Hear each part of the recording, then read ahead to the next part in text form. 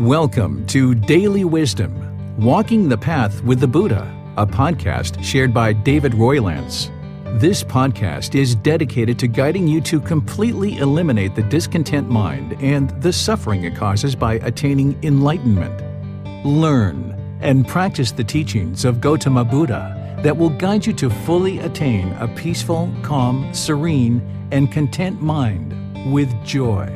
To support this podcast, visit patreon.com/supportbuddha or visit buddhadailywisdom.com, where you will discover a full range of courses, retreats, and online learning resources to assist you on the path to enlightenment. Now, here's our teacher to share more.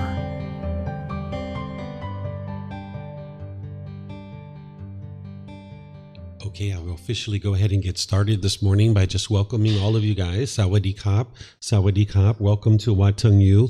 Welcome to our 5-day course where I'm going to be sharing with you foundational teachings that are going to help you to get established on the path to enlightenment. So welcome to those of you guys that are here at the temple, and we have people that are joining us online as well for our course. Welcome to everyone. This 5 days is going to be an opportunity for you to gain wisdom about the teachings of the Buddha on the path to enlightenment. We're going to be sharing various classes as we go throughout the week. And you're going to see on Friday, I will invite you to a field trip where we'll go out into Chiang Mai to visit a forest temple and visit a temple on top of the mountain. We'll be talking about this as we go forward in the course. And that'll be a great time for you to start learning about the teachings of the Buddha through the architecture, the artwork, and all the ways that you can interact in a temple and kind of see how this temple can come to life, because temples are learning centers, they're cultural centers, they're places where you can go and actually learn. So the more that you understand about the teachings of the Buddha over the next 4 days, then on the 5th day, it's really nice to go out through the architecture, the symbolism, the artwork. You can be able to understand the teachings of the Buddha. So just to get you guys started on this course and kind of helping you guys to understand how to really approach the teachings of the Buddha, I like to share with students when they first get started that it's very important that as you go forward with learning the teachings of the Buddha, that you don't believe any of his teachings. There's nothing in his teachings that you should ever believe. What you're looking to do is you're looking to get to wisdom. The teachings of the Buddha aren't believe, and then hope something good happens when you die. Instead, you're learning his teachings, examining them, investigating them. You're reflecting on them to independently verify them, whether they're true or they're false. Then you're practicing his teachings in order to uproot certain pollutions that he discovered in the mind. We're going to be talking about those pollutions today when I explain to you guys what enlightenment is. In the morning, we have several sessions that I'm going to be sharing with you guys. One of those sessions is what is enlightenment, so that you can understand what this is. And essentially, what the Buddha discovered is these 10 individual pollutions in the mind, and you're working to understand what those are and how to uproot them through the tools and techniques that he shared. Essentially, what the Buddha did is he shared the natural laws of existence. He's sharing with you how this natural world functions, because when you lack wisdom about the natural laws, you're going to naturally make unwise decisions that lead to unwholesome results. But when you can gain wisdom and cultivate that wisdom, knowing something is true without belief, then you can make wiser decisions that lead to wholesome results. But as long as you lack wisdom, you'll make unwise decisions. You'll even struggle in the world because you won't have the wisdom to make certain decisions in the world. The teachings of the Buddha are to eliminate anger, sadness, frustration, irritation, annoyance, guilt, shame, fear, boredom, loneliness, shyness, resentment, jealousy. By the time you get to enlightenment, you won't even have the slightest displeasure in the mind. The mind's always in a good mood. You're not even in a bad mood anymore. You'll notice that there's focus, concentration, clarity of mind, deep memory. Your personal and professional relationships will really blossom.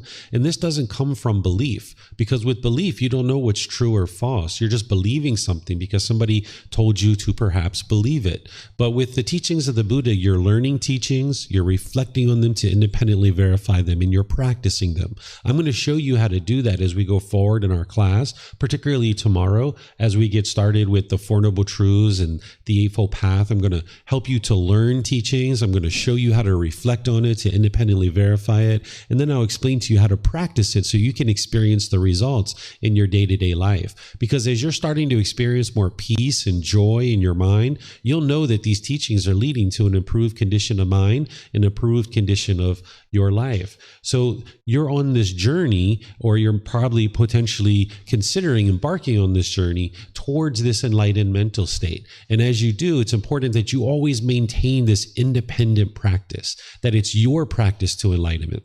A teacher can't give you enlightenment. Nobody can force you or control you to attain enlightenment. It's your practice. It's your own independent journey to get to enlightenment, where a teacher is here to guide you and kind of show you the way and help you to understand how to progress forward. But it's you digging into the teachings, investigating them, examining them, that's going to ultimately lead to you cultivating wisdom to be able to see the truth and then start practicing the teachings and experience the real results.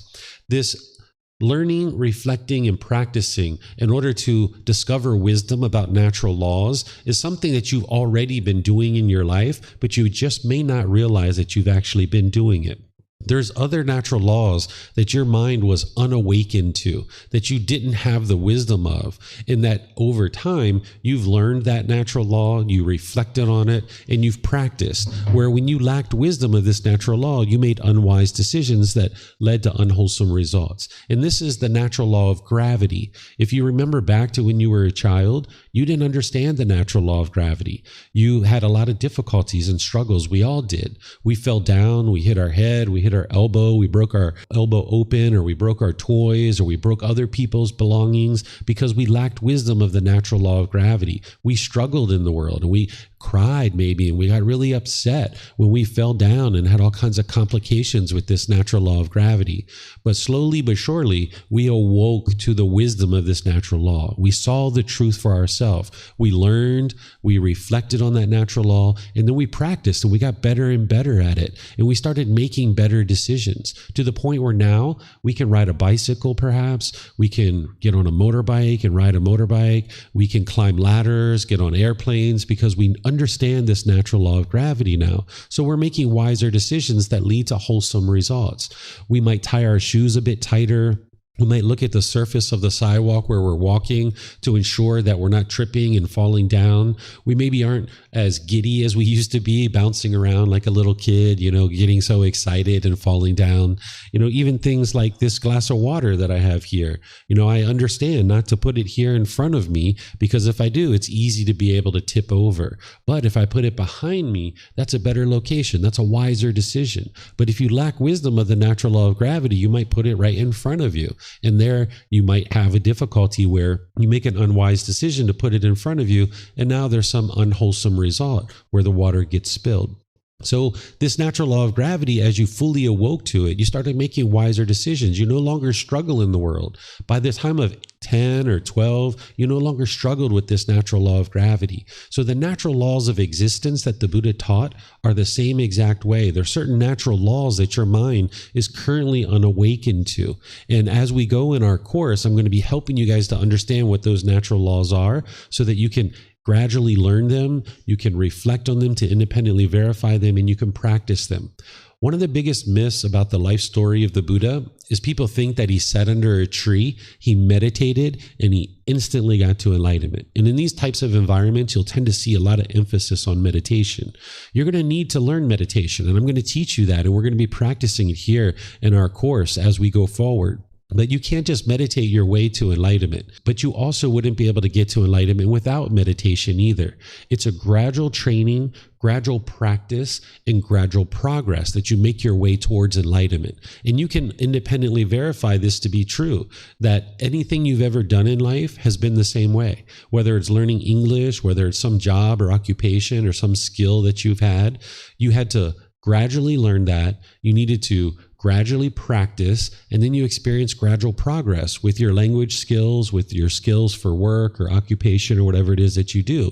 So you know that everything you've ever done or anything you've ever accomplished has been that way. It's not instantaneous. So this accomplishing of this condition of the mind where you can experience peace and joy, where you've purified the mind and it's no longer experiencing those discontent feelings like anger, sadness, frustration, and others. It's going to be gradual training, gradual practice, and gradual progress. And here in this course, it's designed to be able to help you establish a really nice foundation.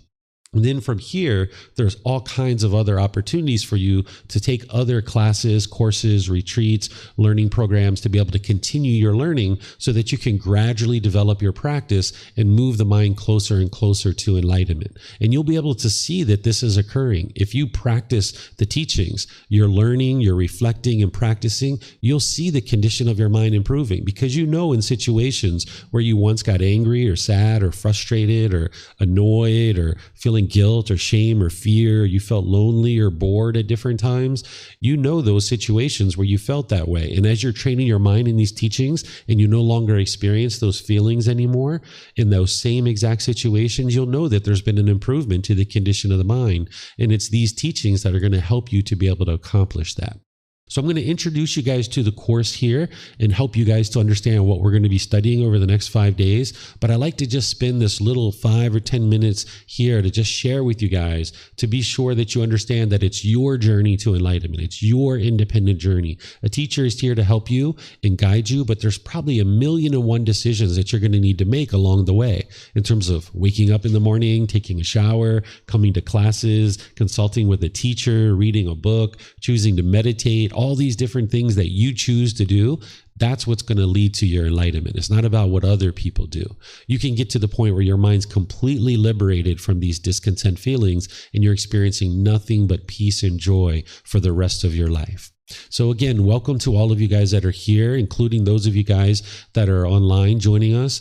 For those of you guys that are here at the temple, I'd like to just share some kind of logistical things with you. That there's a bathroom here at the temple at the back of the room, the very last door. There's a restroom. You're welcome to use it at any time. You can just get up and go use it during the class. We do take breaks at different times during the course. You'll see that I work those in where we have really nice long breaks, including an 1.5 hour lunch break as well. But at any point that you would like to use the restroom, feel free to use the restroom. If you'd like some water, we have water that's provided by our students that you're welcome to help yourself to that as well. We even have a couple little snacks over there. There was a children's retreat I taught last week. They left behind some snacks for you guys. So if you'd like to have some of the snacks, you're welcome to do that. So let me share with you guys the course material so that you'll understand about the course material. This course is titled Foundation in the Path to Enlightenment, Meditation Practitioner Course. It's a 30-hour course because we meet from 9 a.m. to 3 p.m. And I start pretty much at exactly 9 a.m. each day. And if you are coming in a little bit early, you're welcome to do that as well. I usually get here around 8 a.m. each morning. And then I am here and kind of set things up. And then I usually go to breakfast around 8:30 and I leave the doors unlocked. So you're welcome to come in. So if you'd like to come in and relax, even do some of your own meditation practice, if you'd like to do some stretching or yoga, I know some people are into that. If you're interested in doing any of that, you're welcome to do that. So make yourself at home, because a temple is a learning center. It's a community center. It doesn't belong to anybody. This classroom doesn't belong to me. This building has been here for longer than I've been alive, that we all just essentially take care of it, that this is a national resource that the Thai people have created in their country over the course of 800 to 1200 years as Buddhist teachings came into the world here in this land of Thailand. They started to create these temples as community centers and places where people could come and get help with training their mind and understanding the world around them. So this temple is cared for by anybody who comes here. So it doesn't belong to me, it doesn't belong to you, but yet it belongs to everybody. And the Thai people have entrusted us with this room to be able to use it to share the teachings of the Buddha. So I encourage you guys, as you go throughout your week, if you'd like to take out the trash, if you'd like to sweep the floor or clean the bathroom or sweep the hallway or anything like that, it's up to you. You're welcome to do those kinds of things. We have supplies in this room here, in this door. There's like a storage room, and sometimes students will just help themselves to cleaning up and caring for the space, because it makes it available for us and it makes it available for other people in the future as well. So we'll be meeting here from 9 a.m. to 3 p.m. and we start class, like I mentioned, pretty much at 9 a.m. And then I tend to finish around 3, sometimes a little bit earlier, sometimes a little bit later. It's not kind of a hard, fast stop, but you'll see that we tend to kind of finish right around 3 p.m. These are the contact information for me. If you need to contact me for any reason, I don't know that you need to do that. If you're here and I'll teach you. And if for some reason you're unable to come, then I understand. No need to contact me and tell me that you're not coming, because I'm just going to start at 9 a.m. each day. But sometimes students might need to contact me for various reasons. So I like to ensure that you guys have our contact information, that you're able to reach me at any point, either by email, by phone or WhatsApp, by line. And then you've got the website there, that there's actually a website form that you can type into as well. In terms of what our course is structured and the way it's structured is I just kind of start with a little bit of a welcome. And you guys, if you gather early, you get to introduce yourself to each other. I'm sure during breaks and lunch breaks and things like this, you guys will get a chance to meet each other and spend time with each other. That's one of the wonderful things about gathering for a course or a retreat like this, is you get to meet other people that are into really wholesome things. You get to build relationships that can be long lasting and sustaining. So during breaks and lunch breaks and after class and stuff, feel free to interact with each other. I give you lots of time to be able to do that. So feel free to take your time to do that at any point during our course over the next 5 days. I generally start in the morning at 9 a.m. with chanting and meditation. We don't do that this morning because I'm helping you to understand the course and kind of set up the course. But this point forward, each morning you'll see at 9 a.m. I'm going to be starting with guiding you guys in meditation. This will help you to build up your meditation practice. So I start with chanting and then I move into meditation, and I'll teach you guys how to do that as we go forward in the course. And then after the meditation, I will start around 9:30 with some teachings and discussion. This is often referred to as a Dhamma talk. I don't think about, when I'm teaching you, I don't think about it as lectures or a sermon or anything like that. This is a discussion where I'm sharing content with you to help you understand the teachings of the Buddha, and you're asking me questions potentially to gain clarification and understanding about the teachings. Rather than sharing your opinions and views and trying to teach me anything, instead, individuals usually come to the temple in order to seek understanding and seek information. I can guarantee you that what I share with you during this course is going to be different than what you currently know or what you currently understand. That's the whole reason why you come to a place like this, to be able to learn something that you don't understand. If you came to this temple, if you came to this course each day and everything that I taught you, you already knew, or you already agreed with what I was sharing with you, there's no need for you to be here because you already understand everything that I'm sharing with you. But if you're in an environment where a teacher is sharing with you things that you don't understand, you haven't learned before, and it differs from what you currently understand about the world, this is actually really helpful because that's an opportunity for you to grow. So where you see those types of things where what I'm sharing with you is maybe different than what you've learned in other places or different than what you maybe have currently been exposed to, ask questions for clarification and gain insight to understand why it is that I'm sharing with you what I'm sharing. I will be able to help you to independently verify what I'm sharing is true. So if I'm ever teaching you something that you can't understand how to independently verify as being true, just ask me questions and I will be able to help you to understand how to independently verify what I'm sharing with you is true. Those of you guys here at the temple, you can ask any and all questions as we go through our talks each day. I would just ask if you could use the microphone in the white bowl. There's 2 of them there. You just turn it on with the gray switch. You'll see the lights come on, and then it just takes about a second and you can start talking. The reason why we use the microphone is because it's easier for everybody to hear you here. You'll see as we go, there'll be more and more students that come at different times, and we may even have people that are filling up the back of the room. So if you use the microphones, people here will be able to hear you, but also the people online will be able to hear you as well. Whereas if you just ask your question without a microphone, the people online can't actually hear your question. So as we go through our talks in the morning, I'll have a mid-morning break somewhere around 10:30 or 11 or so. You'll see that we'll take a nice 15, 20 minute break to give you guys a chance to use the restroom, get a snack, talk with each other, build relationships and things like this. In addition to the bathroom that we have here, there's also bathrooms outside, the main temple bathrooms. So if this bathroom is being used, you can go outside and follow the signs to the main temple bathrooms. There's a male and female bathroom, very large bathroom with lots of options for you to take care of the things you need to take care of there. Then after our discussions in the morning, we take a lunch break around 12 o'clock, sometimes a little bit earlier, sometimes a little bit later.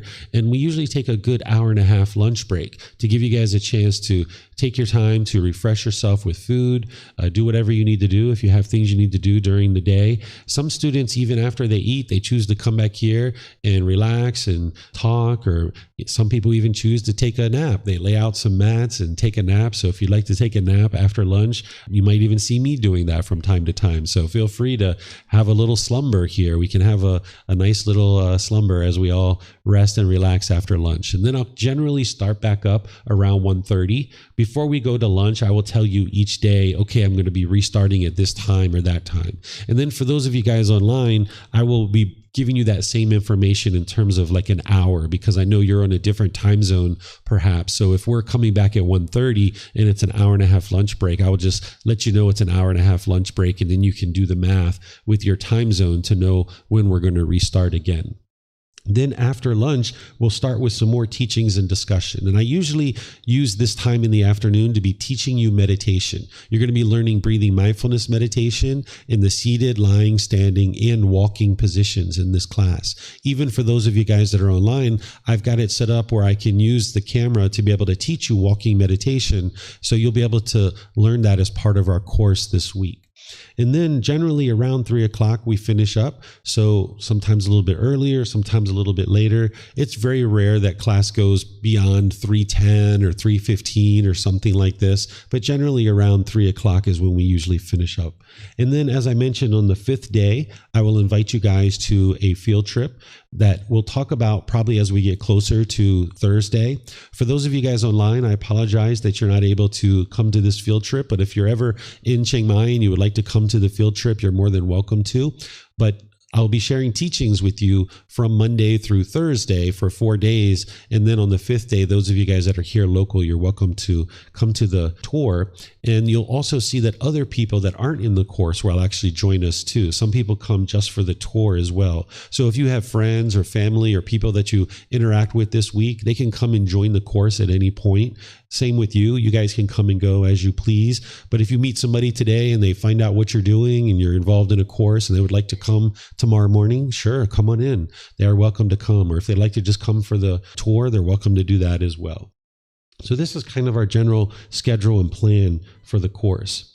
Then this course is based on this particular book. It's called Developing a Life Practice, The Path That Leads to Enlightenment, Volume 1.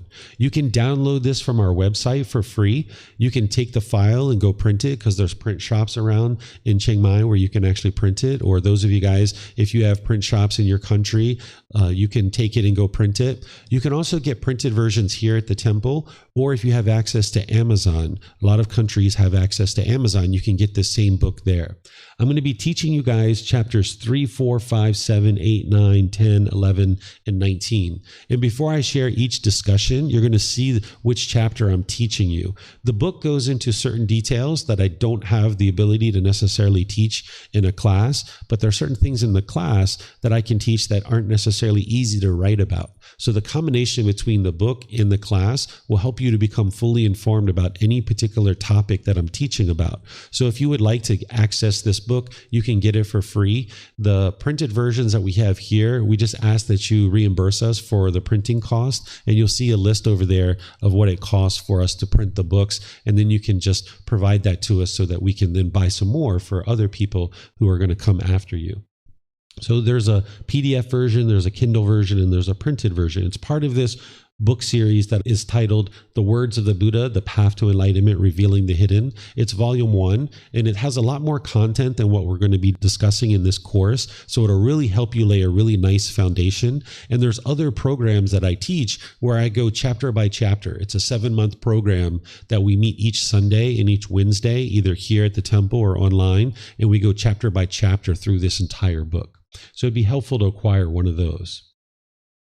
So what you're going to be learning in this course is today I'm going to be sharing with you guys the life story of Gotama Buddha, because to get started on the path to enlightenment, you might be curious, who's this person referred to as the Buddha or Gotama Buddha? I'm going to share with you a bit about his life story that was documented in his original teachings. His students, after he died, documented his his teachings, and they put in there a little bit of his life story. So I'll share that with you so you'll understand a bit about the person who shared these teachings 2,500 years ago.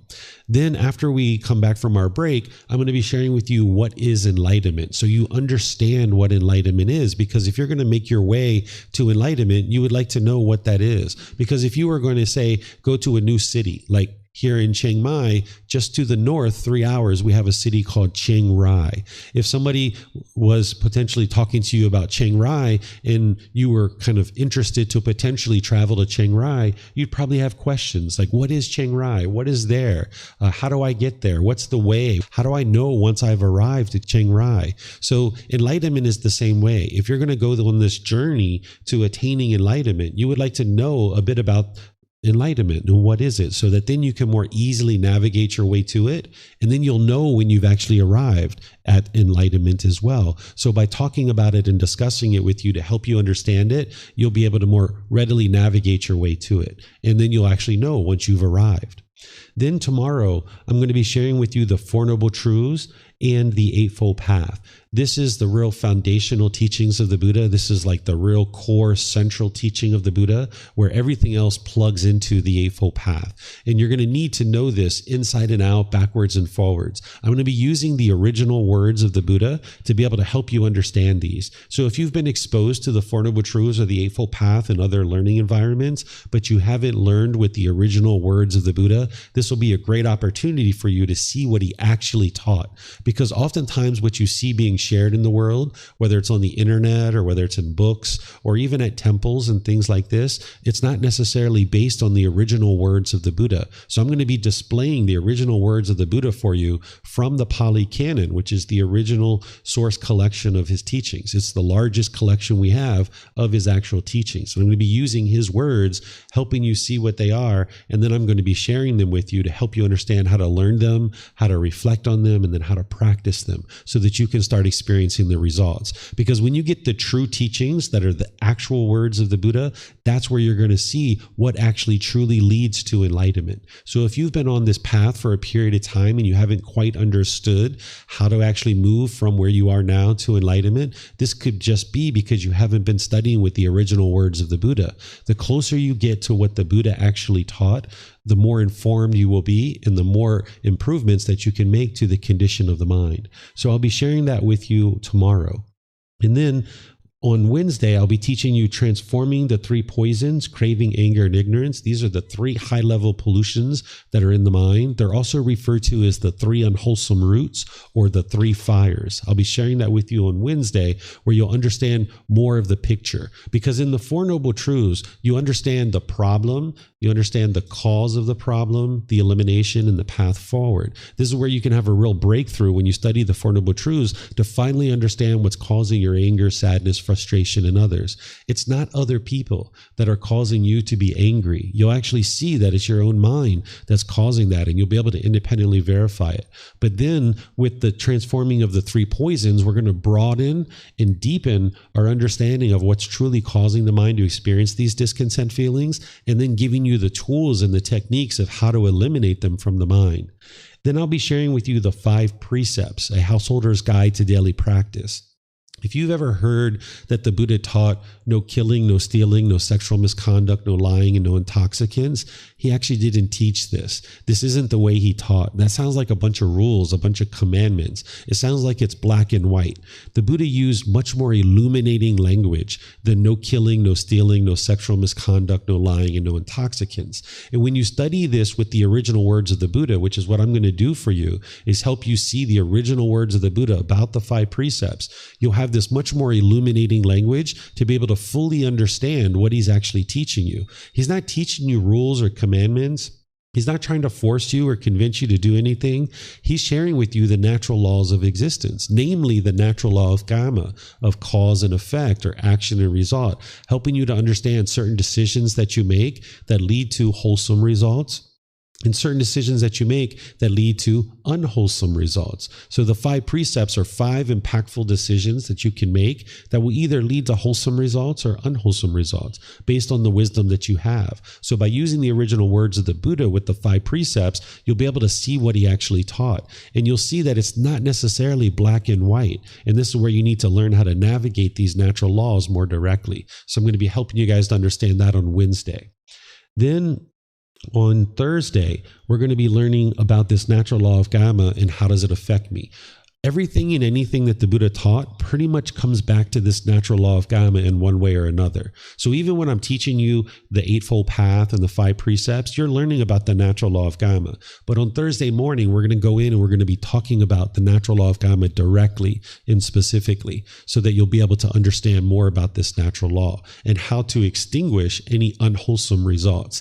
This natural law of karma, some people refer to it as karma. This is just a different language, which is Sanskrit, where the original language of the teachings of the Buddha is Pali. So I use the word karma. If this translated to just one English word, I would just use that English word, but unfortunately it doesn't. So I still need to use this Pali word. Essentially what this means is cause and effect or action and result.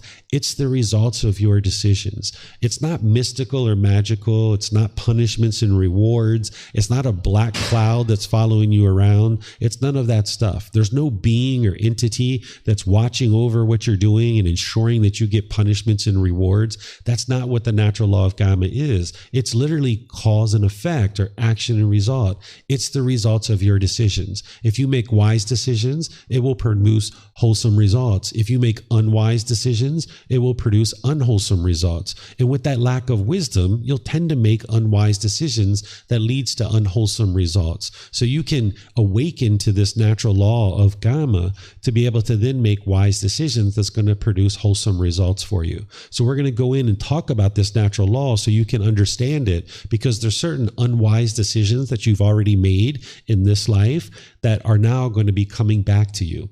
And you're going to need to extinguish those unwholesome results, those unwise decisions, by making wise decisions. So I'm going to be teaching you about that. Then also on Thursday morning, we'll be learning about what is merit. This is a specific type of wholesome karma that you'll need to learn about what it is and how to produce it. So we're going to be describing that and helping you understand it. And then, as I mentioned, in the afternoons, I'm going to be helping you develop your meditation practice. We're going to be learning breathing mindfulness meditation in the seated, lying, standing, and walking positions. Today, after lunch, I'm going to be teaching you Buddhist chanting, and we're going to be doing meditation together after lunch as well. But then in the Tuesday, Wednesday, Thursday, I'm going to be deepening, helping you to understand this breathing mindfulness meditation. But you're going to be practicing this all the way throughout the course. In the mornings and in the afternoons, you're going to be learning and practicing meditation if that's what you would like to do. And then if you'd like to do some meditation at home as well, or at your hotel or wherever you're staying after the course, maybe in the evenings, this will get you used to meditating about 2 or 3 times a day over the next 5 days. And you'll start seeing the impact and the improvement, and you can start integrating it into your life, and it can start becoming more and more of a consistent thing that you're doing on a regular basis, that you can kind of get started this week with seeing the effects of what it's like to be able to meditate 2 or 3 times a day and building up your practice. And you can see over the next 5 days how to have a real impact to improving the condition of your mind. Even in this short period of time, students sometimes come in on Wednesday morning. I've had situations where I've been teaching this course and students have come in on Wednesday morning and say, David, I got an email this morning that would have shaken me up and I would have been so frustrated with what I saw. But when I opened that email this morning, I understood based on what you taught on Monday and Tuesday, and I didn't get upset. I was calm. I understood what was happening. And normally I would have gotten so upset when I saw that. But they experience these results in as short as 2 days. Now, everybody's not going to have that same experience, of course, but that is the potential that you can experience, because you'll know in situations where you once experienced frustration or anger or other discontent feelings, and you can gradually see that your mind's no longer experiencing those same feelings in certain situations that you once did experience those feelings. And then towards the end of our course on Thursday afternoon, I will share with you guys how to receive continued support on the path to enlightenment, because these 5 days will help you get started, but then you might be interested in continued support beyond these 5 days. So I'm going to point you guys to some resources that you'll be able to continue your journey through classes, courses, retreats, and other resources that I share with you to be able to help you. So do you guys have any questions on any of these things that I've been sharing so far? Those of you guys that are online, you're welcome to ask questions by putting that into Facebook, YouTube, or Zoom. Or in Zoom, you can raise your hand and ask any questions that you like. Okay, I'm not seeing any questions yet. All right, so I'm going to move into sharing with you guys this very first topic. It's titled The Difficult Human Existence, Sickness, Aging, and Death. This is where in Volume 1, I teach you guys a little bit about the life story of Gotama Buddha. When the Buddha taught, it was about you learning teachings that are going to help you on your journey to enlightenment, helping you to gain this wisdom to be able to train the mind and get to this enlightened mental state. But I think it's important as you first get started to be able to learn a bit about this person's life so that you understand a little bit about him. I made it chapter 19 in the book because I was interested in focusing students on the core central teachings first. So the whole front part of the book is all about helping you to understand the teachings that are going to actually lead to your enlightenment. But when we get into chapter 19 of the book, you start learning a bit about the Buddha himself and what motivated him to go on this journey to get to enlightenment. So I'm going to share this with you guys based on the original teachings that are in the Pali Canon that describe his life story. And I'm going to describe his life story to you organized in this way. We're going to talk about his birth, his early life, his journey to enlightenment, his teaching career, and then ultimately what motivated him to actually go on this journey to enlightenment, which is what we call the 4 observations. So as we go, you're welcome to ask questions. Typically with this topic, I just teach the whole life story to you and then kind of open up to questions at the end. But you'll see my typical teaching methods and style is that I'll kind of teach for 20 or 30 minutes and then open up to questions, teach for about 20, 30 minutes, open up to questions. But with this particular topic, it's usually best if I just explain to you the entire life story and then open up to questions at the end. So let's talk about Siddhartha Gotama. That was his name as he was born. He was born in what we refer to today as Nepal. There's a city there called Lumpini, which is still existing today, and this is where he was born, and this is where his parents essentially were from that region of the world. Nowadays, we call it Nepal in northeast India, which is where he generally spent his time. But during his lifetime, 2,500 years ago, those lines of this is Nepal and this is India didn't exist. There was just a bunch of kingdoms that existed during that time frame. It wasn't until later that we drew the lines and kind of divided them into countries. So he was born into a family where his father was a king and his mother was a queen.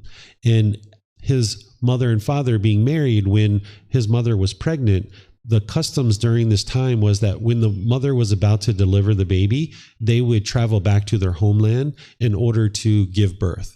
And this is what they did. So that as she was getting nearer and nearer to her 9-month time where it was time to deliver the baby, they organized a caravan and they started taking her back towards her homeland so that she could give birth around her family, her mother, her father, her aunts, uncles, brothers, sisters, things like this. So on her journey back to her homeland, she actually goes into labor. So they need to stop the caravan, and she gets out and she goes over to this tree and she holds on to the branch of the tree and she's trying to deliver the baby while standing up. The baby wouldn't actually come out of the normal birthing canal, so it ends up breaking through the side of her stomach. She ends up dying 7 days later. This was 2,500 years ago, so they didn't have the medical technology to take care of her. Nowadays, we would just do a C-section and she would just be fine, right? But back then, she ends up dying 7 days after the birth of Siddhartha Gotama. And because death of a mother and or infant was not necessarily uncommon 2,500 years ago, that they actually had things in place that would account for this. So the custom during that time is if the mother died at childbirth, then the mother's sisters would adopt the children as their own. So she had an older sister that ended up adopting Siddhartha Gotama as being her own child. So his stepmother was his aunt. and she raised him as her own child. So when he was born, he comes out of the side of the stomach. There's the story in the original Pali Canon that says he initially walked 7 steps as soon as he was born. Lotus flowers were blossoming under his feet, and then he spoke and he said, "This will be my last life." I don't think that this part of the story is actually true, because if this part of the story was true, the next part that I'm going to tell you wouldn't actually be needed. Sometimes when there's a historical figure like the Buddha that has done amazing things in the world, as teachings are handed down from person to person to person, generation to generation, people will tend to try to embellish their story in order to make them look better than they already are. But the Buddha has already done amazing things during his life. There's no need to embellish the story about what he did during his life or at birth. But I suspect that this is an embellishment of the story. Because if you have a son or any baby that walks as soon as it comes out of the womb, there's lotus flowers blossoming under the feet, and they start speaking right away, this next part of the story wouldn't be needed, because the next part of the story is that his father summons advisors to come tell him what his son is going to become. Well, if your son or your daughter is walking as soon as they're born and they have lotus flowers blossoming under their feet and they start talking, you pretty much know this is a special child. There's something pretty amazing that's going to happen with this child.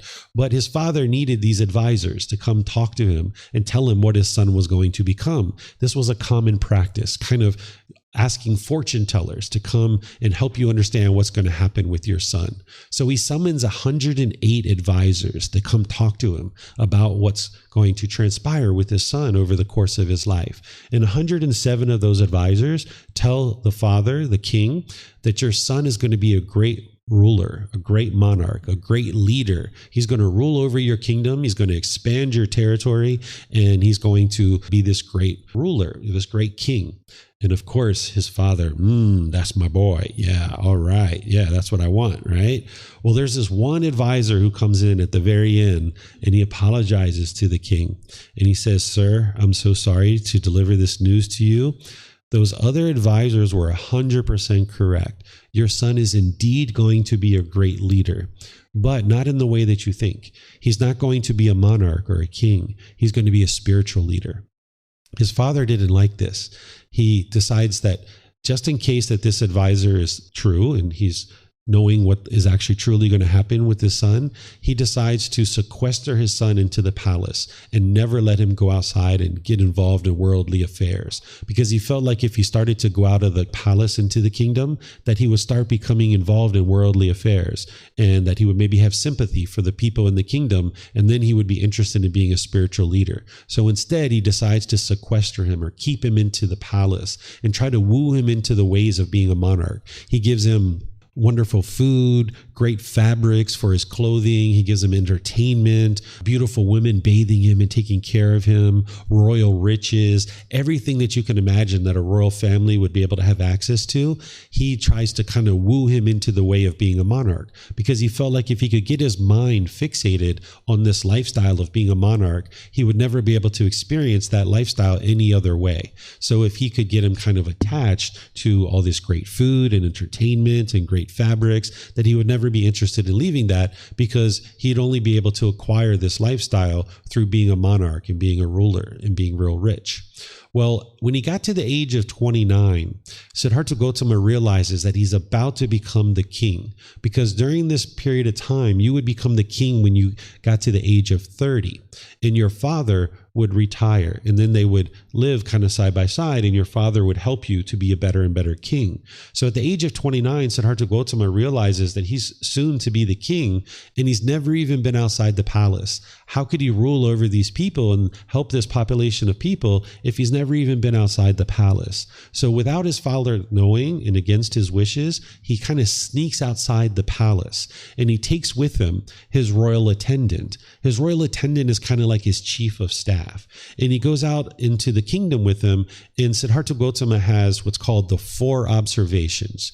He sees a sickly person, an aging person, a dead corpse, and he sees a roaming ascetic, somebody who's given up worldly possessions in order to be able to understand life better and be able to get to this enlightened mental state. So when he goes out into the kingdom and he sees this sickly person, this person is sick and ill, they're kind of disgruntled, their family is disgruntled and agitated and annoyed. And Siddhartha Gotama has to ask his chief of staff, his royal attendant, what's going on over there? And the royal attendant had to explain to them, well, look, they're sick, they don't have much money. And because of that, they're not going to be able to eat as good of food. They're not going to be able to take care of themselves. This person can't work and they're going to really struggle. And this was kind of new information for Siddhartha Gotama because he only ever lived in a royal palace. He never saw this kind of struggle before with somebody struggling with sickness that is then going to have difficulty supporting themselves and getting food. Then he sees an aging person, someone who's kind of older and decrepit. Their bones are protruding, their joints are protruding, having difficulties walking. And again, there's all this disgruntledness. There's this frustration with that person themselves and the family around them. And once again, the royal attendant needs to explain to Siddhartha Gotama what's happening here, that this person is struggling in life and that this is what happens to us as we get older, that our body doesn't work as well. And this was all new information to Siddhartha Gotama. He didn't understand these kinds of things. And then he sees a dead corpse. And once again, he sees this misery and grief and despair, people really upset. And this has to be explained to him to understand that, yes, this is what happens to us at the end of this life. We die. He didn't even understand that at the age of 29, that there's death at the end of this life. So he starts to understand these first three observations of a sickly person, an aging person, and a dead corpse. And he starts to equate being in the kingdom to this suffering or this discontentedness, these struggles and difficulties in the world. And then he sees this fourth observation, which is an ascetic, someone who's given up their worldly possessions in order to seek a better understanding of life. And he sees them meditating. And he has to ask his royal attendant, what's that? What's going on over there? And he's like, oh, that person, they're trying to figure out all this other stuff. They're trying to figure out why we get sick, why we age, why we die, why we're so discontent, why we're so angry and frustrated. That's what they're trying to figure out so that they can then help everyone else to be able to accomplish that. So Siddhartha Gotama decides that's what he's interested in doing, that he's not interested in ruling over the kingdom. This population of people that he sees in the kingdom, he sees nothing but misery and despair. This life that he's living in the palace is this great, wonderful life with great fabrics and food, entertainment, all these different things that his father has provided him. But he sees a very different life out in the kingdom, one that really takes him by surprise. So he decides that he's not interested in ruling over this misery and despair, but instead he would like to figure out why people are so discontent during this period of time of sickness, aging, and death, so he can help them escape that.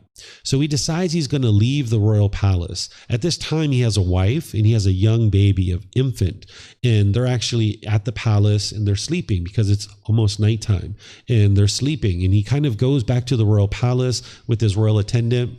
He doesn't understand what we call craving, desire, attachment yet, but he understood enough that if he woke up his wife and he said goodbye and he kind of hugged his son goodbye and said goodbye, that maybe he wouldn't leave. So he didn't even wake them up. He just kind of looked in on them and kind of left. And when he left from the royal palace, he took with him his favorite horse. He took his royal attendant with him and he leaves out of the royal palace. And eventually as he leaves, he gets to a point where he turns his horse loose and he lets his royal attendant know that he can leave. And he ends up cutting off his hair. At this time, it was common to grow your hair very long if you're a member of the royal family. This is the way that they would know that you're a member of the royal family, is if you had this long, beautiful, flowing hair. Because those of us that are just commoners, we would be working in the fields, we would be working in businesses and shops, and we'd be doing a lot of laborious work. We wouldn't be able to take care of this long, beautiful hair. It would get all knotted and tangled up. We wouldn't have the ability to take care of it, so we kept our hair fairly short as a commoner because we're working in the fields and things like this. But the royal family, they could sit around with servants taking care of their hair, detangling it, shampooing it, and all these other things. So if you went out into the kingdom and you had this long, beautiful, flowing hair, they would know you're a member of the royal family. Nowadays, we just take pictures and we hang the picture of the king and the queen and everyone else all around the kingdom. And people know who the king and the queen are, right? We see them on the news, we see them in videos, we see them in pictures and photos around the kingdom. But during this time, they didn't have that technology. So it was this long flowing hair that people knew that you were a member of the royal family. So by him cutting off his hair, it's like saying, I'm never going back. Because he grew this hair for 29 years and nobody would ever believe that he was the king if he ever went back and tried to be the king again. It also helps you to do other things like we were talking about yesterday. For some of you guys that were here, we were talking about realizing non-self and eliminating personal existence view. This is one of the reasons why we cut off our hair, is because it helps you to disassociate with this self-image as being who you are. Not everybody needs to cut their hair in order to get to enlightenment, but this is one thing that you can do to help you to eradicate some of the pollutions that are in the mind. So this is another benefit of him cutting off his hair and why he actually cut off his hair. So once he cuts off his hair and he kind of enters into this life of homelessness, where now he's essentially living on the street, just accepting whatever donations are given to him as food and water and clothing and shelter and medical care, he ends up taking up training with two teachers. First, he learns with one teacher. And this first teacher was teaching him to hang himself upside down from the trees, laying on beds of nails, piercing his body with metal implements, doing all these disparaging things to the body, starving himself. He got to the point where he only ate 1 grain of rice per day.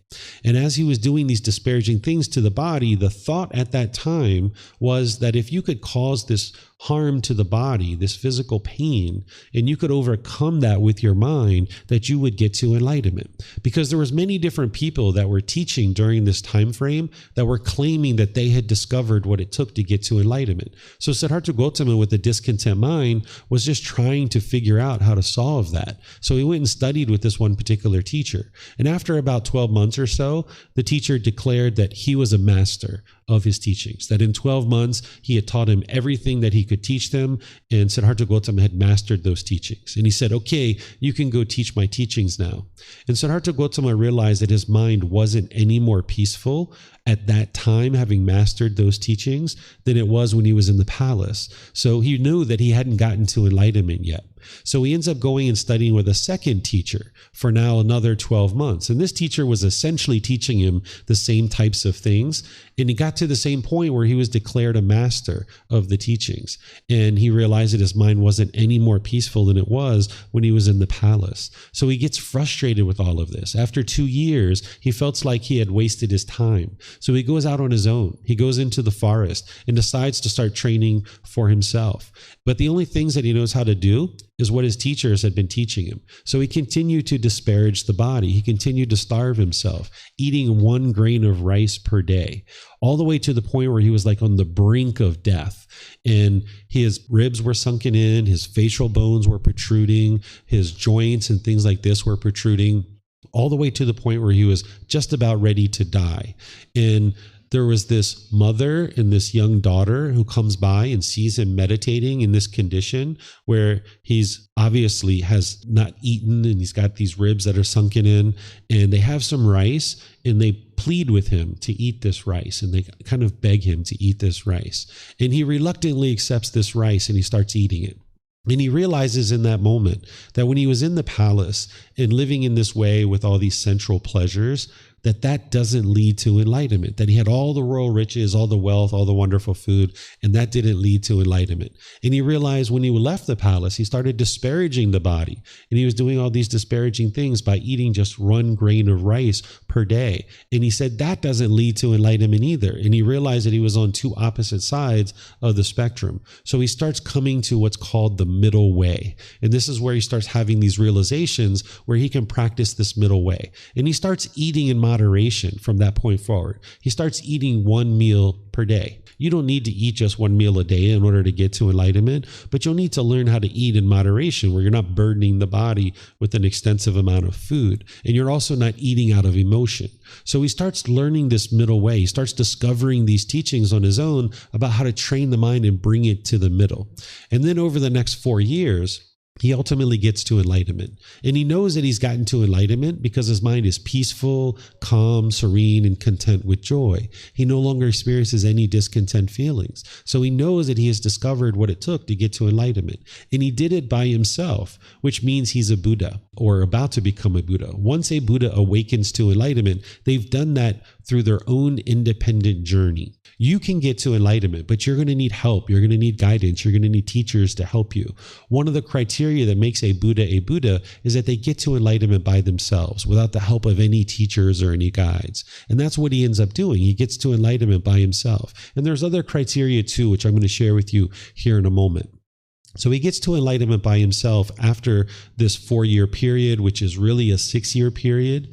So after 6 years, at the age of 35, he's now enlightened. But he realizes what he has discovered that leads to enlightenment is vastly different than what anybody else is teaching at the time. They're teaching to disparage the body and cause this harm to the body through hanging yourself upside down from trees, laying on beds of nails, starving the body, piercing the body with metal implements. So he wasn't quite sure if the world was ready for his teachings. So he goes to this tree and he hangs out at this tree for about 7 weeks. And this tree is where people attribute him attaining enlightenment at this tree. But in reality, he attains enlightenment over a 6-year journey. And he really talks about attaining enlightenment over his multiple lifetimes. But it's really the 6-year journey where he ultimately makes his final efforts to get to enlightenment. But he hangs out at this tree for 7 weeks, contemplating whether or not he should share his teachings with others, because he wasn't sure that the world was ready to hear what he had to say. Well, after 7 weeks of considering whether or not he should share his teachings or not, he decides that he's ultimately going to share his teachings. And he starts going back to the area where he was originally learning with those first 2 teachers.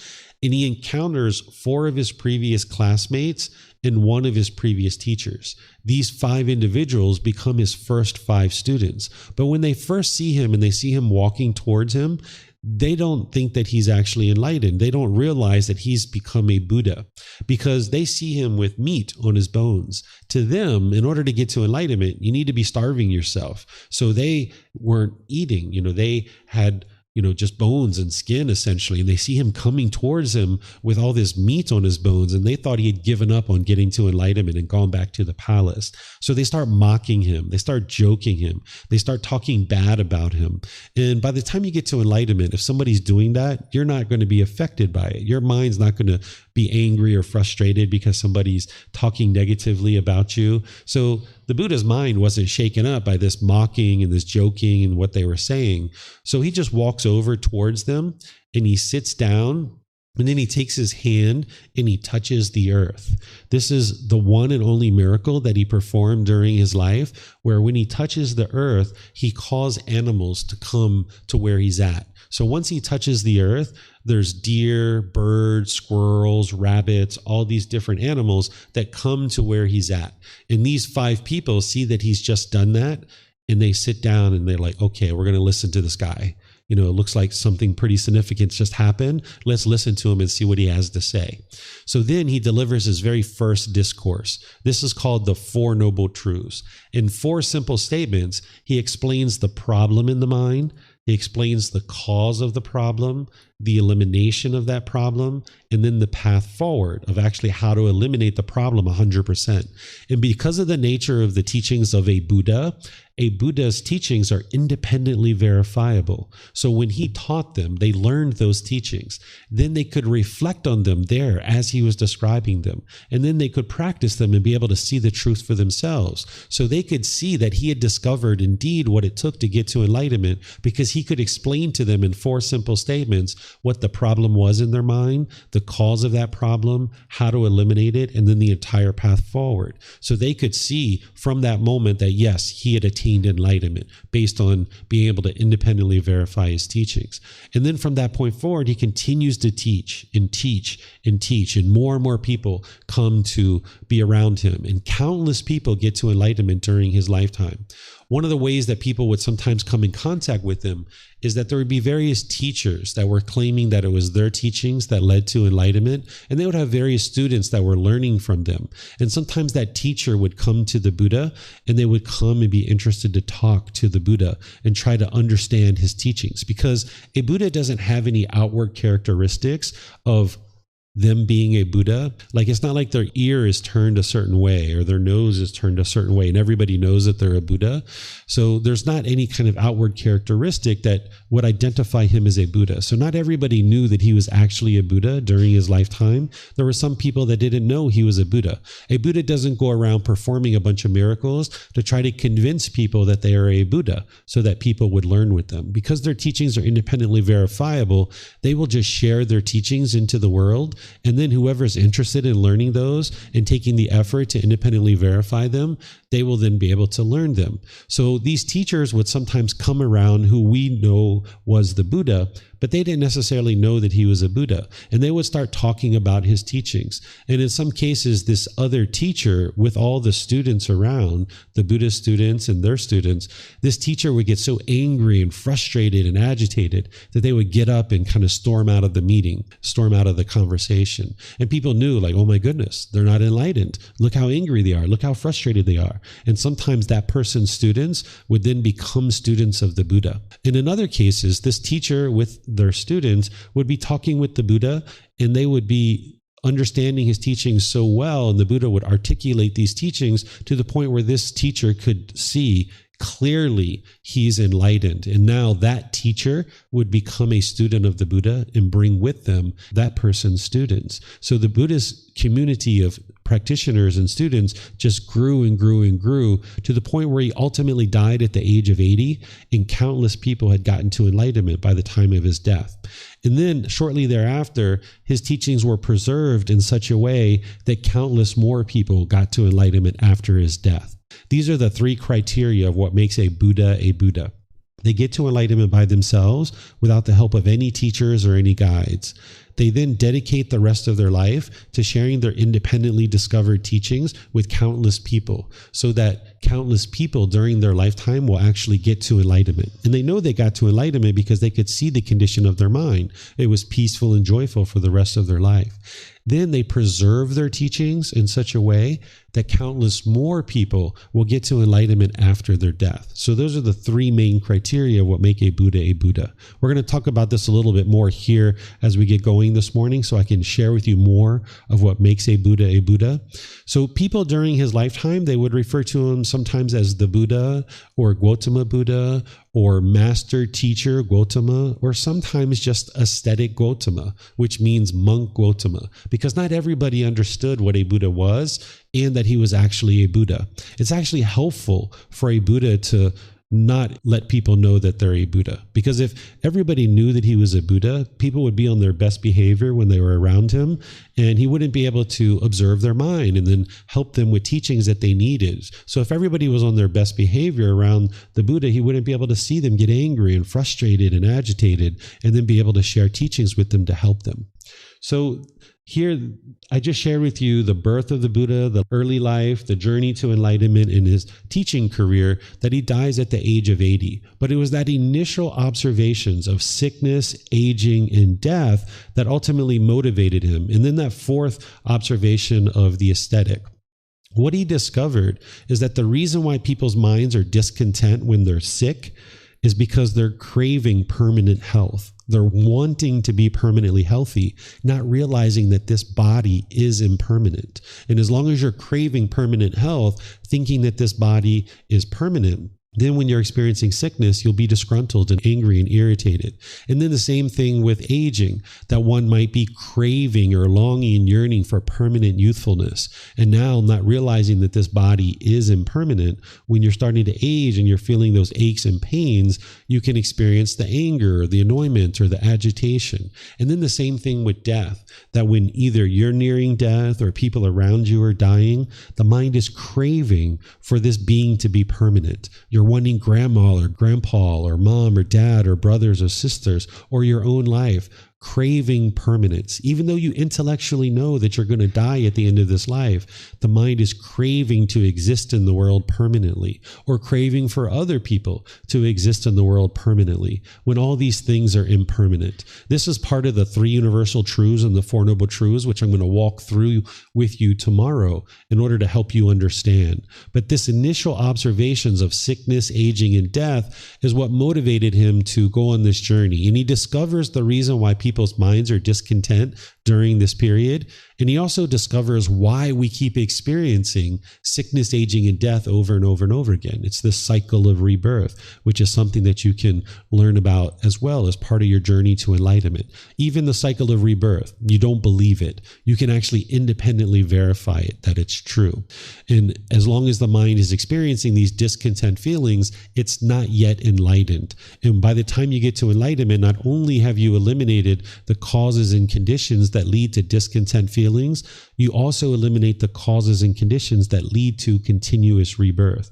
So not only can you get to peace and joy in this life, but you can get to the point where you're not coming back to experience sickness, aging, and death over and over and over and over and over again, because that's what the Buddha discovered is actually occurring. He could see from his own experiences that he had been reborn multiple times, and that you can escape that through attaining enlightenment.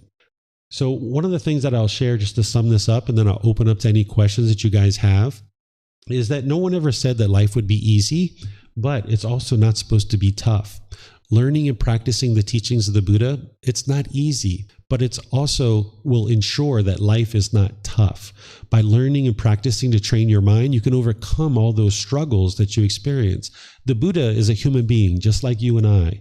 He's a human being, and that's why you see all the pictures that I use of the Buddha, whether it's on these slides or any of the other things around the temple. I use this picture that depicts him in a very human way, because the statues that you see of the Buddha, that's not actually what he looked like during his lifetime. He didn't wear a crown on his head. He just looked like a human being, just like you and I. We're all human beings. Just like he got to enlightenment on this journey that he took in order to get to this improved mental state, you can experience the same thing. He's human just like you. The only difference is that he was able to do it by himself. And I'm going to explain to you in a little bit why he's able to do that. But you can get to enlightenment just like him. He had struggles and he had difficulties in life before he was enlightened. But by the time he trained his mind to get to enlightenment, you no longer have those struggles and difficulties anymore. So while you may have certain challenges and difficulties or struggles, it may feel like life is really tough sometimes. That's only because there's a certain lack of wisdom in the mind. As you cultivate your wisdom and you train your mind, you can overcome all those struggles and difficulties where life doesn't feel tough anymore. By the time you get to enlightenment, things can be at ease, where you can address things that are challenges or issues in your life because you'll have the wisdom of how to address them, where right now you might have certain struggles and difficulties. So learning and practicing his teachings is not easy, but it's also not difficult either. You have someone who's here to help you and guide you along the path. And as long as you're willing to do the work, then you'll be able to see slowly but surely that the condition of your mind and your life gradually improves. So let me see if you guys have any questions about the life story of the Buddha. Remember, if you ask questions, if you could use the microphones there, that way the people online will be able to hear you. We'll be able to hear you here at the temple. And for those of you guys online, if you could put your questions into Facebook, YouTube, or Zoom, or raise your hand in Zoom, that'd be wonderful. So do you guys have any questions? Okay, I'm not seeing any questions anywhere. So I'm going to end this discussion here, and we'll pick it up in 20 minutes, which will be essentially 10:30 Thai time.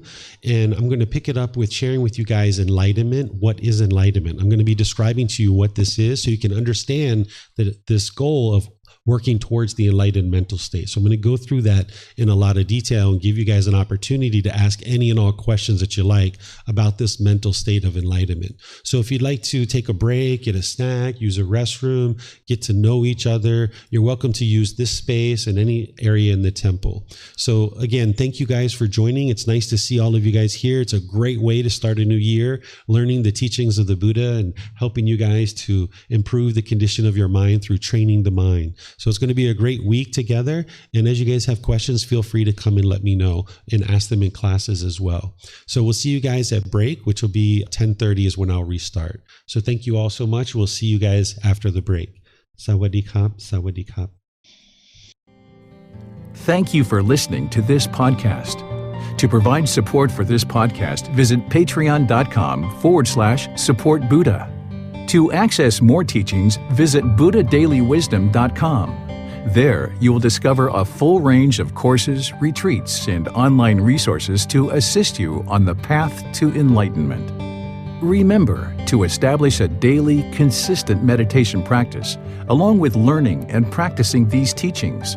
A well-developed meditation practice is the foundation in which to train the mind to attain enlightenment.